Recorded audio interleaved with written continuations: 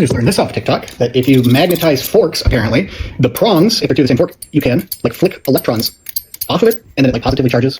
Oh, that's pretty cool. Notice, first I figured out how much force is needed to hold the fork mid-air. The mass of my fork is 41 grams, weight is mass times g, or 0.041 times 9.8, which is 0.4 newtons. I'll be generous and say the effective contact area of the two forks is 1 square centimeter. So the pressure either the electrostatic or magnetic field have to supply is force over area, which is 0.4 over 10 to the minus 4 or 4018 pascals. Doing some simple math, we can drive the electrostatic pressure formula from Maxwell's equations to be 0.5 times epsilon naught times electric field squared. Epsilon naught, or the permittivity of free space, is one of the magnetic constant times the speed of light squared, which is 8.85 picofarads per meter. This means the minimum electric field required to hold the bottom fork is the square root of 2 times pressure, which we calculate at 4018 pascals, divided by permittivity, or 30 million volts per meter. But the problem is, according to Paschen's law, air breaks down at 3 million volts per meter. And since we didn't see any sparks or hissing sounds between the two forks, electrostatics is out. Some of you asked me to replicate the experiments, but I find it irrational for me to try something that I've done the math on and therefore know that it doesn't work. But here you go, I guess.